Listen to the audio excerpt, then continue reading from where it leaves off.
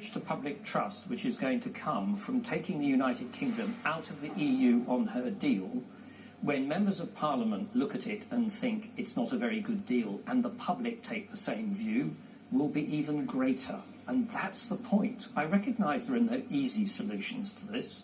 I recognise that a referendum isn't an easy solution. Of course it isn't. But it provides clarity, and in my view, it's the better way forward. And what I will not be is bullied by anybody in government into supporting something which I think is going to do our country a great deal of harm. And Mr. Grieve, let's be explicit about what the Prime Minister has just said. By telling the watching nation that she's on their side, she's effectively saying that people like you are not.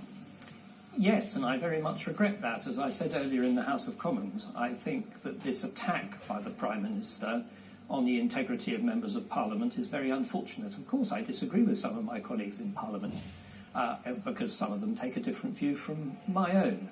But I've never questioned their integrity. Their views are sincerely held, and I have no doubt that they're doing what they think is best for the country.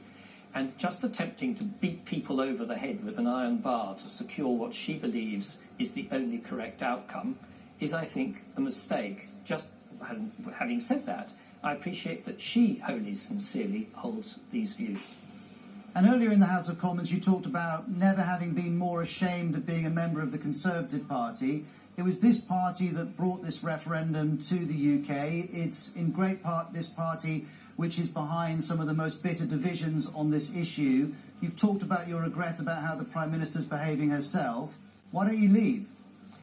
Because I'm a Conservative, and if I see my party in difficulty, I want to try to do something to correct that, because I think the Conservative Party has performed valuable services for this country, and I believe it can do so in future.